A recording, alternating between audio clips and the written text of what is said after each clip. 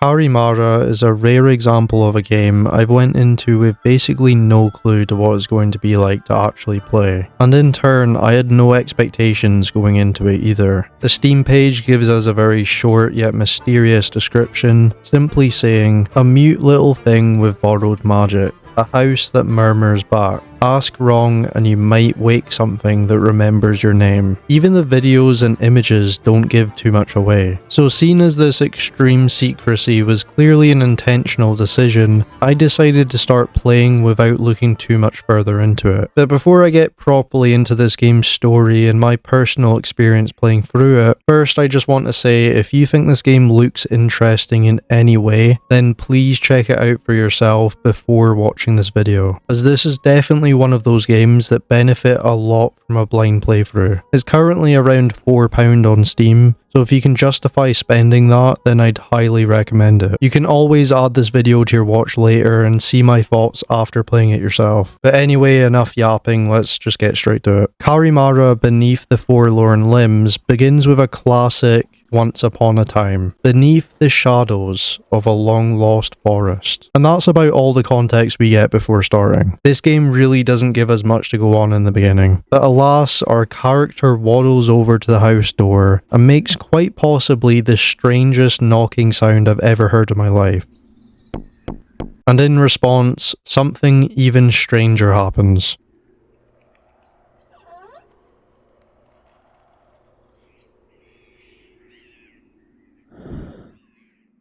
Alright, you run from the door. You're not looking at that and going, yeah, I'm coming in.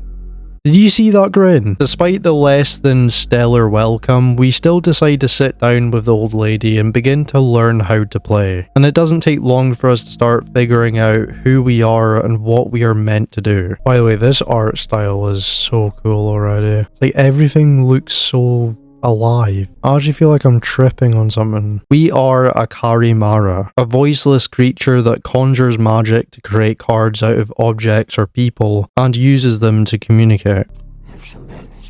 Aren't they beautiful? They're soft, they smell good, and they fall on your head. Oh, fucking hell. Jeez, chill, man. Why are you so pissed? The old lady we're talking to does have a slightly different description of us, though. What I think of you? You don't look very strong, or very intelligent. Okay. But hey, only you bothers to do this dirty work around here. So we make do. Yeah, just insult me right to my face. After discussing things further with the old lady, we start to discover why we are actually here. To find a ghost that can apparently be found in the cellar. Old lady seeks experience CARIMARA for ghost problem. It's all in the sign. That's all you need to know about me. That is a creepy ass smile. On the way, we find a couple more mysterious items laying around. That's the cellar. Oh shit, chest box. Lavender. I store my lavender in it. A little suspicious. But we eventually make our way down to investigate. Oh no. Don't do this to me. So we're apparently looking for a ghost, which is kind of crazy. Oh shit, got a mirror. That's kind of cool. Can see my character. Look at this shit. Looking sick, man. What the fuck is that?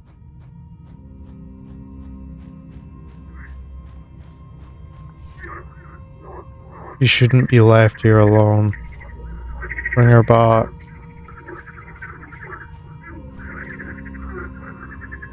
What are yous on about?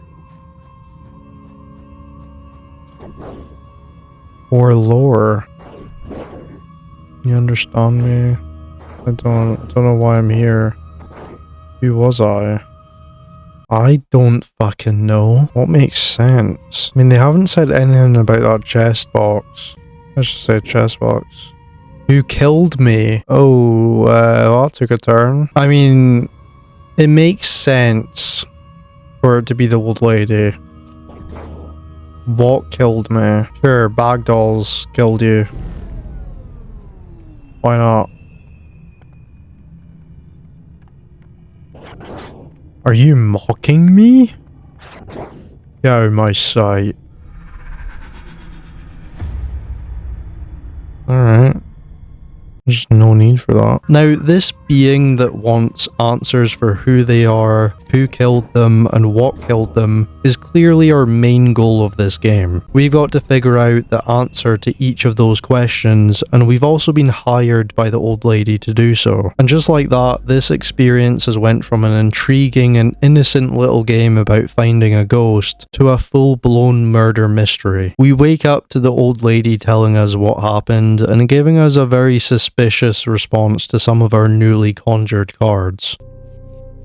Okay, they look really curious about that.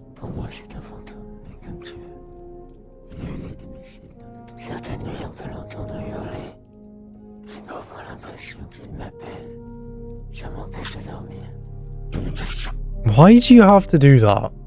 That's so loud. Holy fuck. But they definitely murdered someone. But after some quick discussion, we decide to go back to sleep, and shortly after waking, we discover a whole new part of the home that starts giving us some major clues. Oh, door's open. Let's go. Rose hip. Let's fucking go. Okay, why are you holding?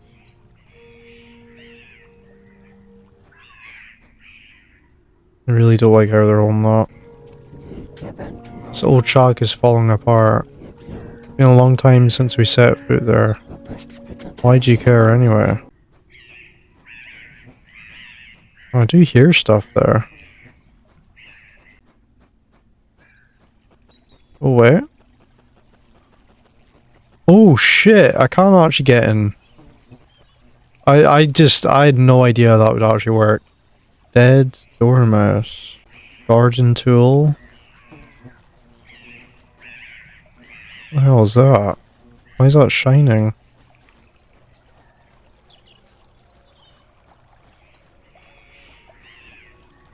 Owl statue.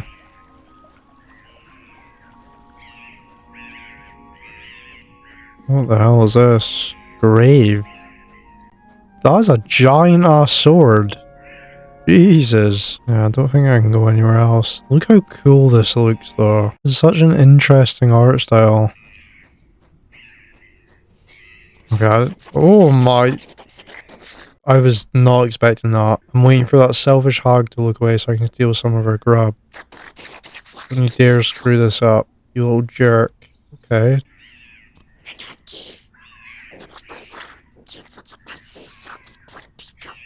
You'll feel it passing by, it's full of prickly hairs. Dormice love it though. They really eat whatever they can get their hands on. Why is it... Why is they so angry at that? You found it? Instead of looking for a culprit, you preferred to pour out all her hatred on the statue. Interesting. Okay. My character's just catching relentless strays for no reason. I feel like this is gonna go very wrong, but let's ask some questions. Yeah. Listen, chill out. Chill out a second. Okay, so they're clearly not too happy about that. Now, do I even bring up the other stuff? Let's talk about the grave. Yeah, you clearly haven't, man. One look in the chest. He's hidden above the fireplace. Okay. Please don't kill me as I do it. Above the fireplace. Oh, that is pretty obvious. It's probably been there the entire time, too. Alright, let's open the chest. Oh, it is lavender. Oh, so it's like based off of the person they lost, I'm guessing. I see, now I feel kind of bad. I don't think I've actually been up here yet. What the fuck is that?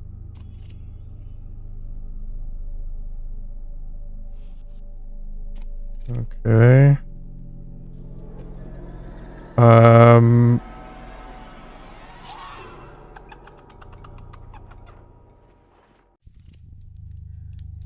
Well, I just respawn like nothing happened. I think it's a dormouse. As long as you don't piss it off, it won't hurt you. What could I use on it?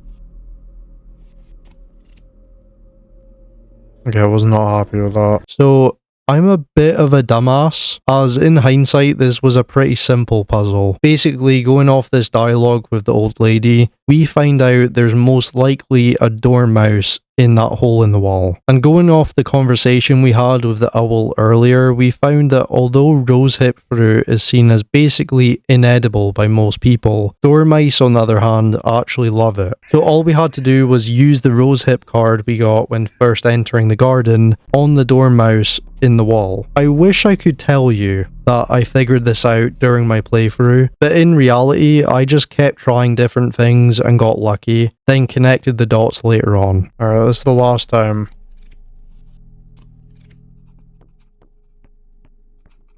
Oh shit. Oh shit, it actually worked. Some rosehip. I smell some rosehip. That thing is putrid. Dad told me to never talk to strangers. Especially nosy little bastards like you. Ah, man! Why does everyone hate my character so much? It's a shame he's no longer here to talk about it. If I get my hands on whoever killed him, I'll shoot him in the face with a large wooden punch. That's an interesting way of putting it. This thing just looks so disgusting. Can't really say anything else to it. Let's see if these people know anything about it.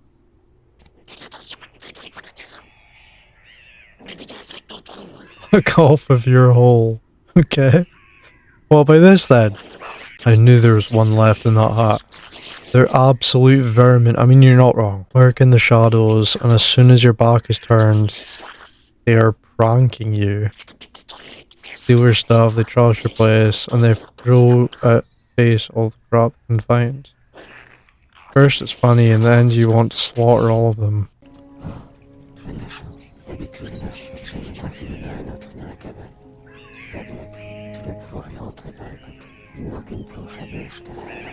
Yeah, so I've already done all that. Is there like anything new here?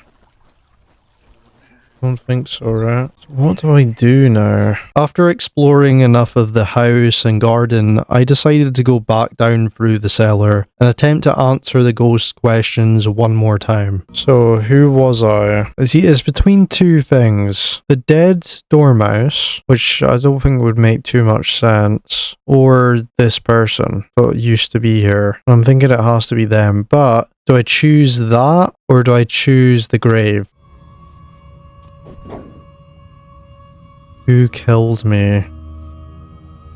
Now that is a good question. Oh, it could have been the fucking... It could have been the dead dormouse. Or it could be the actual dormouse that's still alive. Fuck it, I'll go with the dead one. Wait, what killed me? Oh shit. What do I even pick for that? Wait, so it was an item that killed them. In that case, it could be the old lady in the garden tool, because what else would make sense?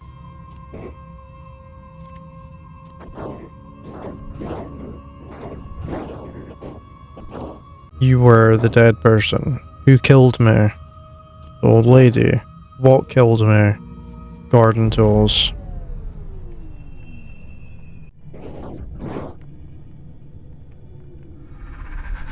Okay, maybe not. Now, little did I know that in this moment, I was actually extremely close to getting it correct on my second attempt. But for some reason, I started to doubt myself and completely messed it all up. So after this absolute blunder, I went back and repeated some dialogue again to try and pick up on anything I missed. And after talking to the owl about the owl statue, I quickly started to realize that it must have been the murder weapon. Instead of looking for a culprit, she preferred to pour out all her hatred on this statue, as if it could act on its own. And Violet's immediate hostile reaction to seeing the statue, and even saying she should have burned it, makes this even more clear. So I had the murder weapon, and I know who it was that died. Now I just had to figure out who was responsible. But before I found that out, I may have come across a secret I wasn't meant to discover yet. See, as I was exploring the cellar, I started wondering why every part of the wall underground had some sort of wooden railing, except for one specific part. And this curiosity helped me find this. You fucking bastard. You really put a secret door there. What is this, Dark Souls? What the fuck is... Oh.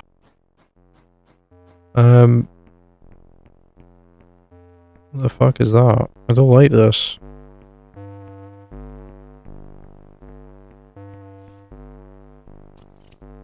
Oh shit, what am I even supposed to use on this? Well, at least I can just keep selecting them. Oh shit, what the fuck are you doing there? You're like, oh, she's scaring me, what are you doing here?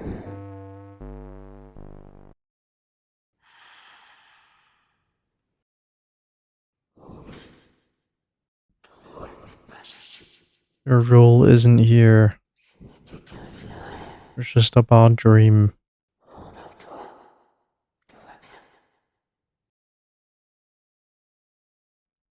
Yeah, we'll come back to this. To find the final missing piece of this murder mystery, I had to go back and talk to Violet and Owl to try and find any piece of dialogue that matched with the current rough idea I had of what maybe happened. And that's when it hit me. The Owl specifically talked about how annoying the dormice were for playing pranks on people. They described how some would lurk in the shadows, steal your things, and throw objects at you when you were looking away. After hearing this information for the second time, I made my way to the ghost to finally tell them the answers they've been looking for. What the fuck is that? Why have they just done that? That's a little concerning. So you were this person who killed me. I think it was most likely this guy and Double Statue. I think you're right. Wait. Something's wrong.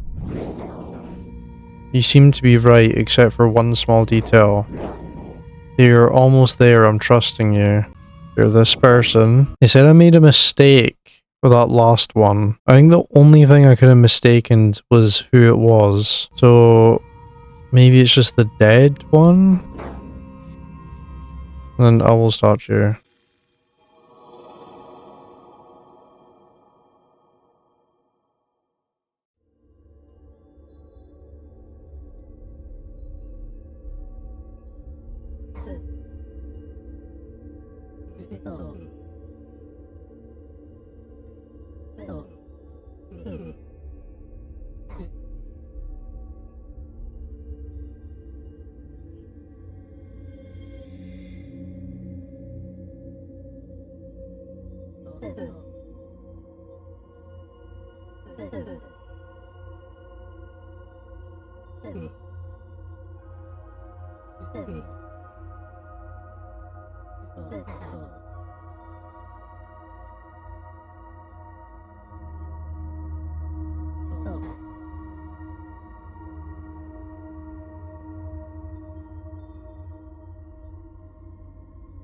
Just that old lady's really suspicious though.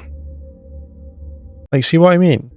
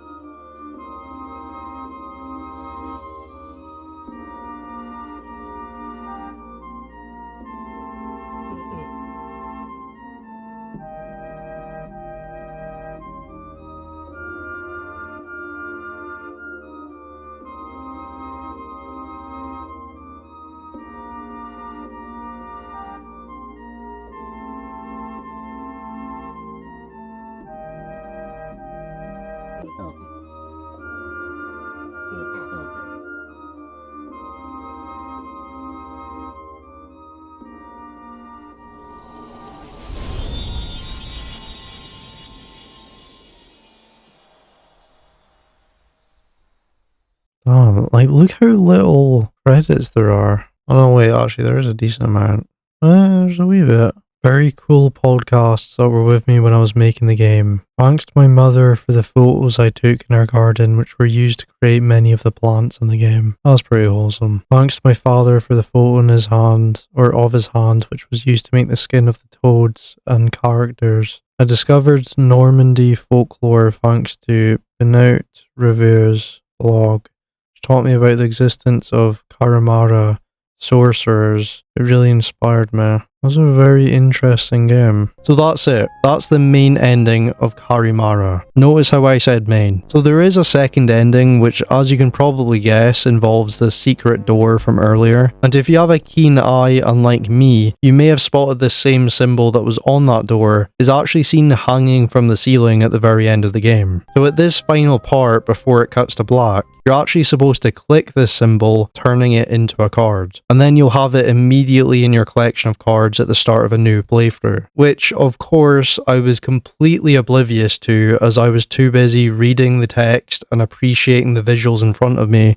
like a complete tool. At first I was kind of annoyed that I had to play through the entire game again just to get to this symbol. But in hindsight, I'm actually very glad this happened, as it gave me a good idea of how quickly you can get through the game if you already know what you're doing. Nothing's blocked off or hidden because you technically haven't been told about it yet. No, you can grab the key from the very start, unlock the chest, and get a card of the lavender doll, then immediately go through the shed and get the other 2 cards you need. Aside from that, I also noticed some small details I didn't before. For example, Violet is actually following you the entire time. As soon as you enter the cellar, you can see her peeking her head through the door to see where you go. And later on, when you get to that mirror, you can actually see her peering at you in the background through the reflection. Oh, that's so cool.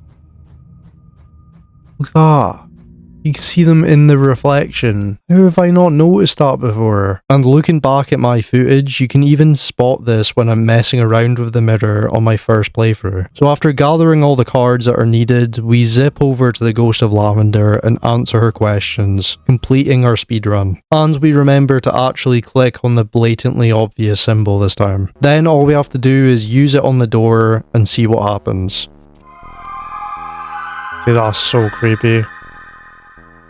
Please don't jump me. The slowest door of all time. What is actually in here? The fuck is this? What's this shit? Huh? What's that on the roof? That is a massive frog. That's what that is. Can I enter this? Now, I was honestly extremely confused about what I was meant to do here, but after looking into it, I found out you're actually supposed to turn the full moon into a card. As you do. Massive inscription reference right there. Then we can finally activate the mechanism we found initially. Alright, let's do it.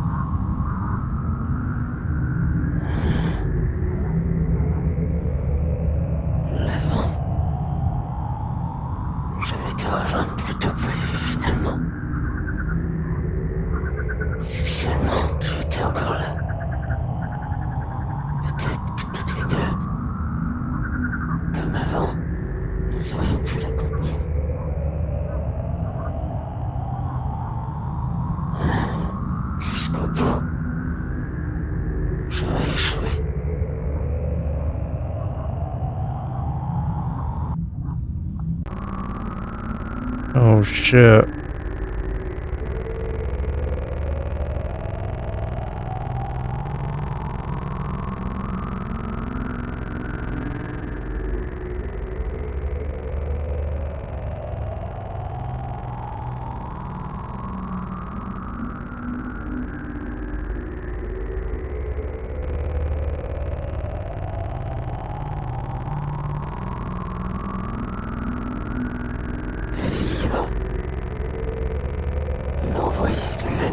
Lunya's envoy.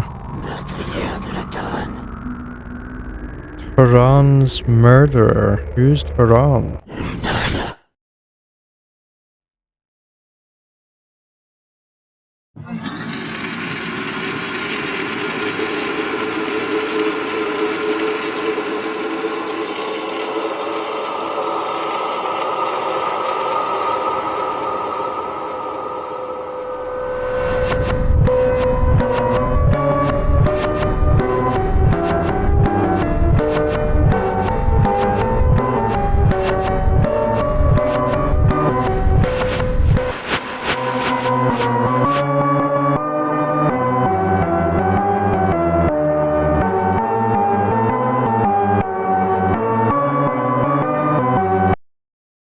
So the secret ending definitely feels like quite a shift compared to the main one. Instead of essentially saving Lavender's soul and having her ghost reunite with Violet, in this ending we let loose a feared being into our world, who I can only presume will kill everyone we've gotten to know up to this point. Who is this mysterious individual, you might ask? I don't really know, but we can start discovering more secrets hidden in the game's world to help give us a better idea. First off, we can actually jump onto the roof, which is something I almost discovered myself, but I just lost interest at the time and carried on playing like nothing happened. After getting onto the roof, we then make our way over to this very blatant tower that's just chilling back here. The door is unfortunately locked, but can be opened by the right sequence of cards that just so happen to be all the characters aside from us, which could be a sign that these people usually have to be in front of the door themselves to open it as intended, which just seems a bit excessive if you ask me. But regardless, we show the door a picture of Violet, Lavender and the owl, and finally it lets us through. We make our way up and find a single note simply reading, Lavender, Violet, time has never been able to erode, neither your weapons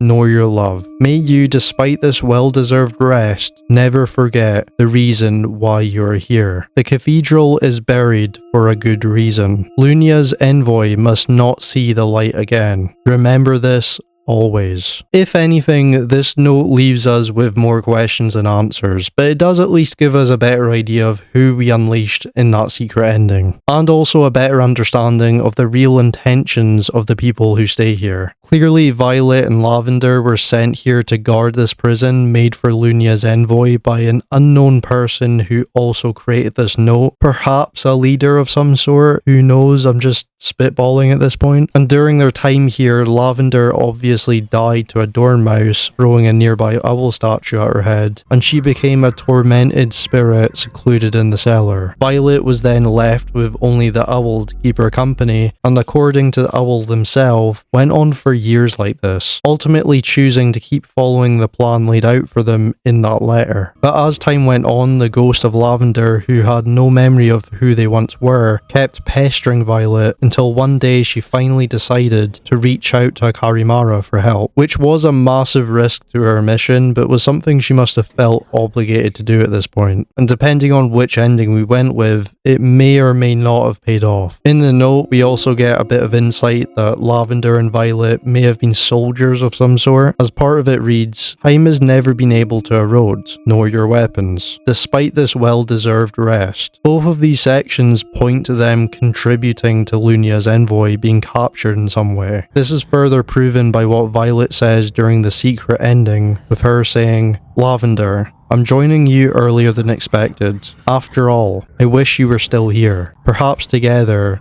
just as before, we could have held her back. But as I said, there's still a lot of questions. Like, why does Violet say the name Lunaria just before the gate opens? Is this supposed to be the name of the person we see at the very end? If so, why are they not mentioned by name in the letter we found? Unless Lunya is the name of a place and not a person, and she's seen as their leader, or something like that. He also describes Lunaria as Taran's murderer, but who the hell is Taran? That's not someone that I've seen mentioned once the entire game. Also, what is the contraption we see controlling this gate, and why does it need the full moon to power it? There's just so many unanswered questions and information to unpack in such a short game, and if anything, it's just incredibly impressive that they were able to fit so much stuff in here, even if I'm not smart enough to decipher most of it myself. CARIMARA, Beneath the Forlorn Limbs, is one of the most unique yet intriguing game experiences I've had in a long time. From the interesting card mechanic